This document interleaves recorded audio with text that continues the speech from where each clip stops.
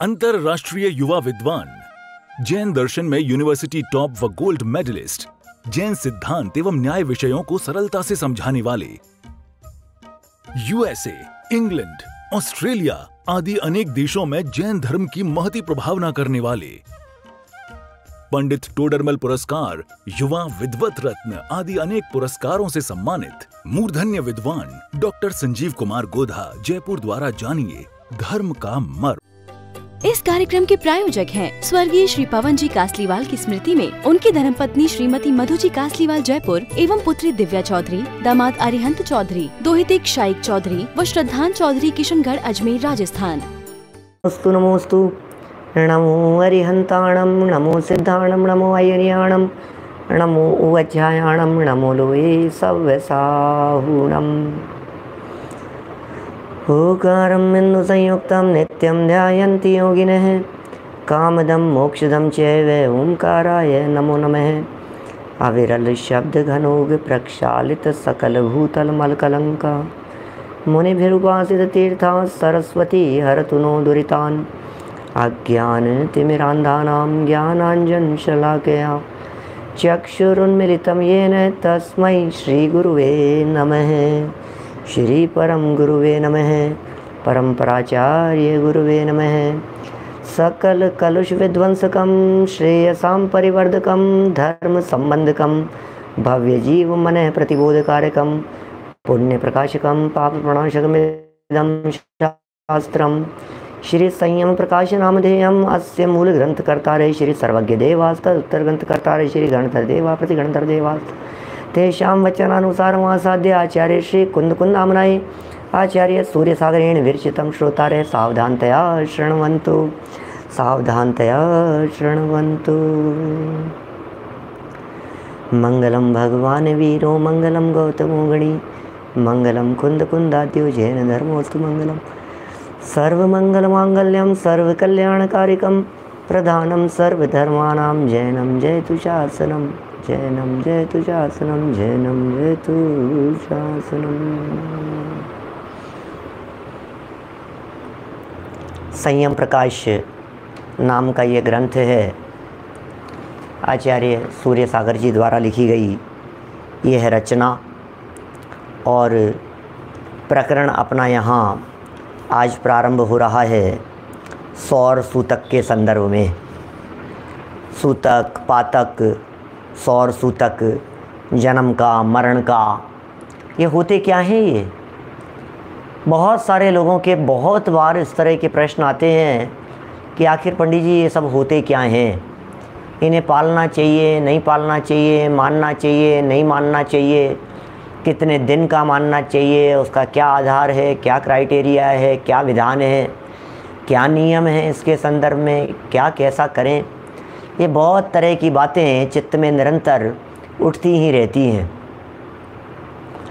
कल भी हमने जो प्रकरण दिया था, जो प्रकरण यहाँ हमने पढ़ा है मासिक धर्म के संदर्भ में, वो भी चीज़ वास्तव में व्यक्तिगत ही है।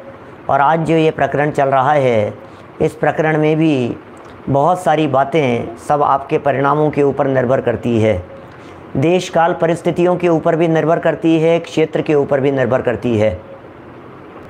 इसलिए जो बातें यहाँ कही जा रही है उन बातों को पढ़ता हूँ, फिर आपके सामने, आपके समक्ष अपने विचार भी प्रस्तुत करूँगा।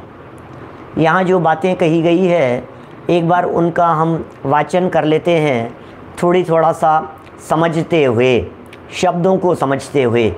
बहुत सारे लोगों को तो शब्दों से ही परिचय नहीं है।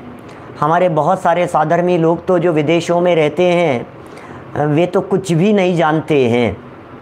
वो तो कहते हैं हम तो यहाँ रहने लग गए, अब हम क्या करें, माने नहीं माने हैं, नहीं क्या है पता नहीं, हम कुछ समझते नहीं हैं।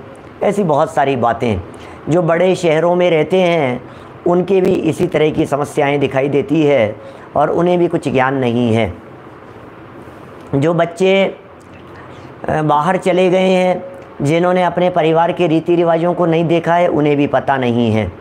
जो एकल विहारी जैसा कह सकते हैं, एकांत में अकेले रहते हैं, परिवार तोड़ करके अलग से रह रहे हैं, उन्हें भी कुछ पता नहीं होता है।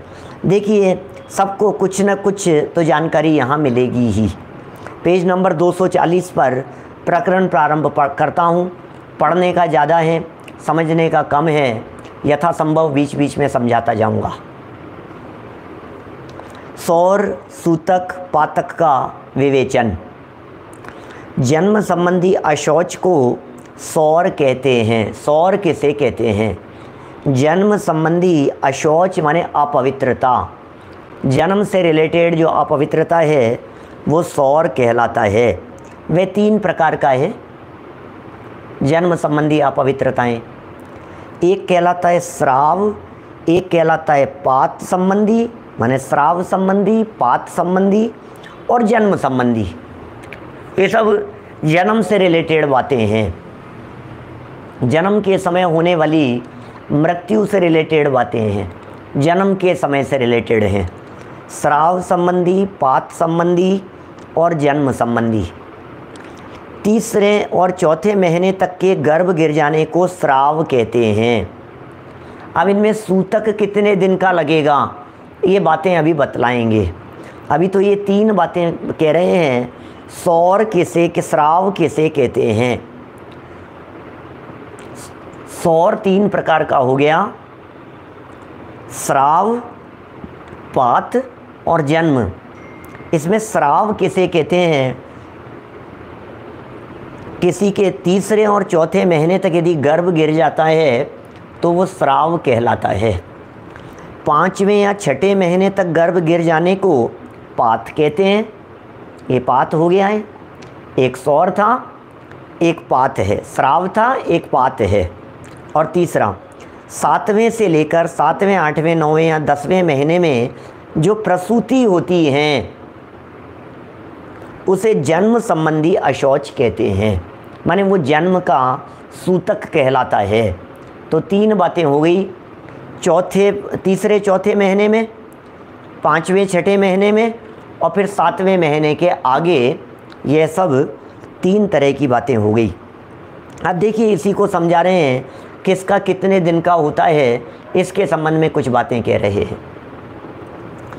गर्भ स्राव संबंधी अशौच सूतक यदि स्राव तीसरे महीने में हो तो माता को 3 दिन का, या चौथे महीने में हो तो 4 दिन का मानना चाहिए। माने ऐसा भी कह सकते हैं अपन, ये भी एक बात यहाँ से निकल के सामने आ रही है, जितने महीने का बच्चा गर्भ में मरा है उतने महीने का सूतक मानना चाहिए। 3 महीने का है तो 3 दिन का, 4 महीने का है तो 4 दिन का, 5 महीने का है तो 5 दिन का, 6 महीने का है तो 6 दिन का, 7, 8, 9 महीने का है तो फिर वो लगभग पूरा ही हो गया। देखो, पिता और कुटुंबी जन केवल स्नान कर लेने से ही शुद्ध हो जाते हैं। ये तीसरे चौथे महीने की बात है। उन्हें 3 या 4 दिन का अशौच सूतक नहीं होता। मानी गर्भिणी स्त्री के यदि तीसरे चौथे महीने में गर्भपात हो गया है तो परिवारजन सिर्फ स्नान कर लेवें, इतने मात्र से ही उनके उसकी पूर्ति हो गई है। गर्भपात का सूतक माता को यदि 5वें महीने में हो तो 5 दिन का और 6ठे महीने में हो तो 6 दिन का अशौच सूतक माना है। पिता और कुटुंबी जनों को 1 दिन का सूतक माना गया है। 5वें 6ठे महीने में सिर्फ 1 दिन का। यदि प्रसूति हो तो माता, पिता और कुटुंबी जनों को, प्रसूति हो मतलब बच्चे को जन्म दे दिया है, तो माता, पिता और कुटुंबी जनों को 10 दिन का सूतक होता है। और यही सूतक क्षत्रियों को 12 दिन का और शूद्र को 14 दिन का मानना चाहिए।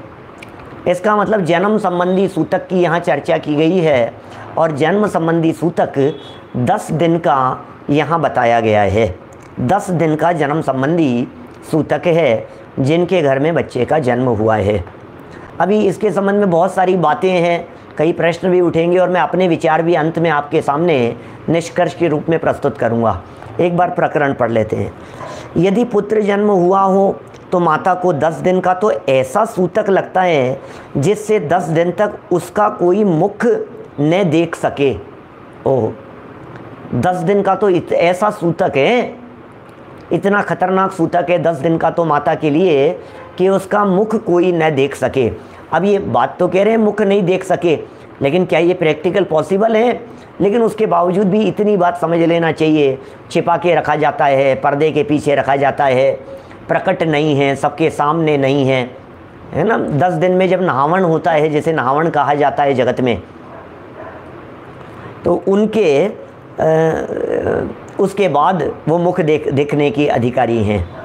इसके सिवा 35 दिन का अनधिकार सूतक उसे लगा करता है, ये अनधिकार सूतक कहते हैं। अनधिकार सूतक में भी उसे देव पूजा, शास्त्र स्वाध्याय, कुटुंब के वास्ते भोजन आदि बनाने का अधिकार नहीं है। यदि कन्या हुई हो तो भी उक्त प्रकार जन्म संबंधी अशौच 1.5 माह का मानना चाहिए। कुल मिलाकर के 10 दिन का तो ऐसा सूतक हो गया जिसमें देखना भी नहीं है, और 35 दिन का, और तो टोटल 45 दिन का सूतक हो गया।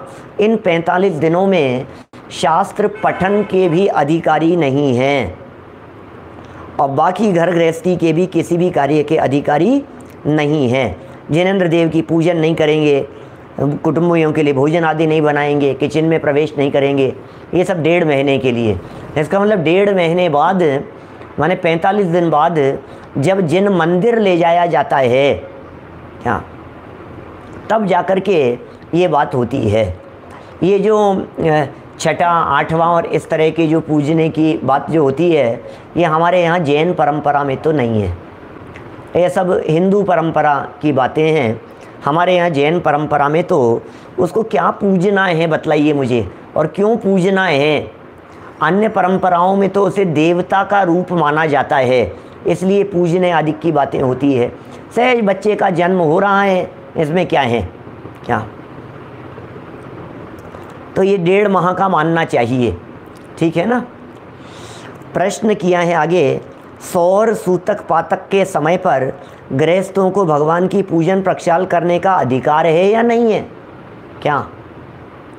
अब सौर सूतक वगैरह के टाइम पर भगवान की पूजन प्रक्षाल करनी चाहिए कि नहीं करनी चाहिए, कर सकते हैं कि नहीं कर सकते हैं, ये प्रश्न है लोगों का उठता है इस तरह का।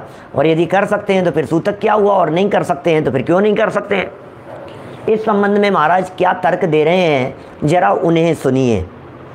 देखिए साहब क्या कह रहे हैं, यह बात परंपरा पर आश्रित है। पॉइंट नंबर 1, क्या परंपरा पर आश्रित है ये बात। आपके यहाँ क्या परंपरा चल रही है, जहाँ जैसी परंपरा हो वहाँ उसका वैसा ही पालन करना चाहिए।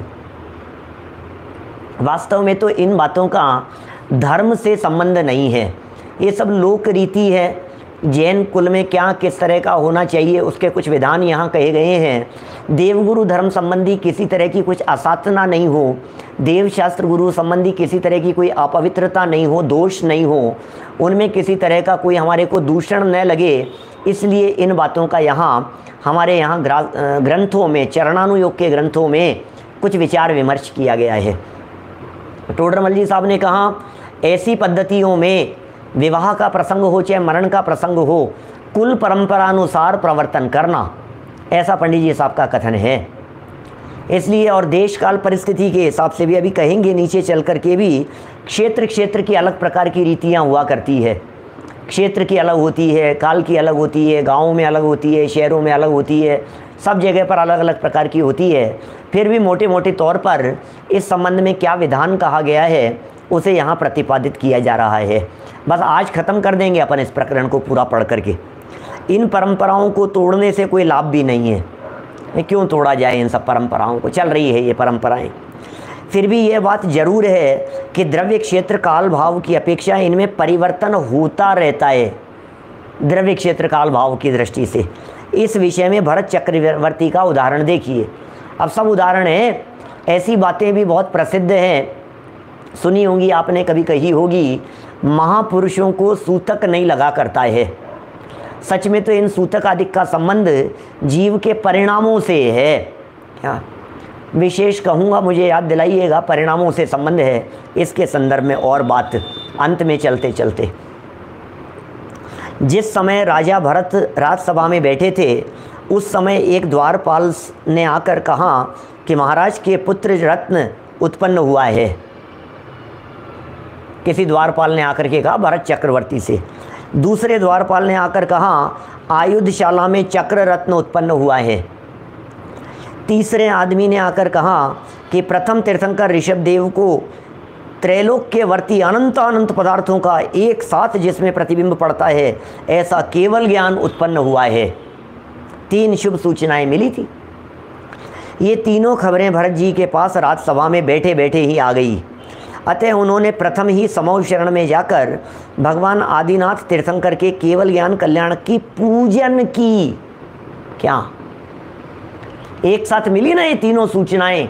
अरे व्यक्ति सूचना देने के लिए तो क्रम से ही आया होगा, लेकिन एक ही दिन एक साथ ही मिली है, माने तीनों बातें 2-5 मिनट के अंतराल से 3 शुभ सूचनाएं आ गई। फिर हुआ क्या होगा भाई साहब? तो ये कह रहे हैं पश्चात उन्होंने तीर्थंकर की केवल ज्ञान कल्याण की पूजन की, समूह शरण में चले गए। पश्चात आकर चक्र रत्न की पूजन की, सो भी अनंत भगवान की। तत्पश्चात पुत्र रत्न का उत्सव किया। माने चक्र रत्न की पूजन की, वो भी कोई रत्न की पूजन नहीं है, जड़ रत्न की पूजन नहीं है, कोई आयुधशाला के अस्त्र शस्त्र की पूजन नहीं है, कोई तलवार पूज रहा है, कोई दवात पूज रहा है, कोई ये जो क्या राफेल पूज रहा है, विमान आ रहे हैं उन्हें पूजे जा रहे हैं, नहीं भाई, कोई गाड़ियों को पूज रहा है, न मालूम क्या क्या ग्रहित मिथ्यात्व की परिस्थितियां बन रही है वर्तमान में। घर में गाड़ी आई है, चलो इस पे स्वस्तिक करो, चलो इसको नारियल नीचे रख करके नारियल फोड़ो इसका, चलो ऐसा करो, चलो इसके धागा बांध दो, चलो इसका ये करो, इसका मुहूर्त करो, उद्घाटन करो, इसको गणेश जी के ले जाओ और इसको उनके ले जाओ और इनके ले जाओ। क्या क्या चल रही है भाई साहब प्रवृत्तियाँ, कहाँ बतलाएं भाई साहब? यहाँ ये सब खोटी प्रवृत्तियाँ हैं। वो हमारे यहाँ वाहन का पूजना ये ग्रहित मिथ्यात्व जैसा कहाँ है? वाहन पूजने का विधान कहीं नहीं है हमारे यहाँ। इसलिए किस किस को पूज रहे हैं हम? क्या बोलो, ये बात क्या कह रहे हैं ये? अरे बहुत शुभ मुहूर्त है, ऐसे समय में गाड़ी, अभी दशहरा आ रहा है, दीपावली का दिन है, धनतेरस के दिन देखो कितनी गाड़ियाँ बिकती है, तो जो धनतेरस के दिन बिकेगी वो धन्य हो जाएगी गाड़ियाँ, उनके एक्सीडेंट नहीं होंगे। जिन्हें देवी देवता के ले जाओ सबसे पहले आते ही पहले, फिर उनसे एक्सीडेंट नहीं होंगे ना, उनमें कोई व्यक्ति मरेगा नहीं ना, उनका उद्घाटन होगा ना। क्या पूजन हुई वहाँ, अष्ट द्रव्य से पूजन होगी, जो कुछ भी परंपरा तीसरे काल की घटनाएं जो भी जहाँ जैसी होगी उस तरह की। तत्पश्चात पुत्र रत्न का उत्सव किया। क्या और देखिए क्या कह रहे हैं? कहने का तात्पर्य यह निकला कि राजाओं को सूतक पातक आदि नहीं होते। एक कथन तो यह हो गया, राजाओं को सूतक पातक नहीं होते। यदि होते तो समूह शरण में जाकर भगवान की पूजा कैसे करते?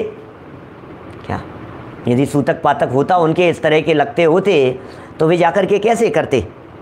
यदि अनुचित होता तो दिव्य ध्वनि से या गणधरों से के द्वारा उसका उसी समय निषेध हो जाता, यदि ये बात अनुचित होती तो। क्या किंतु ऐसा नहीं हुआ।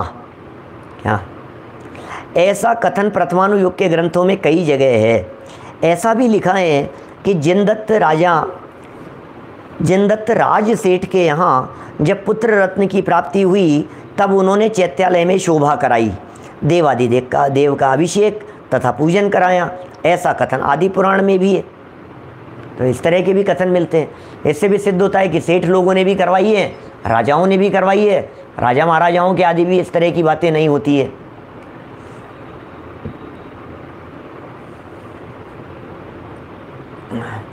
माने ये जो आया ना, चक्र रत्न की पूजन करी सो भी अनंत भगवान की, ये बात नहीं समझ में आई क्या?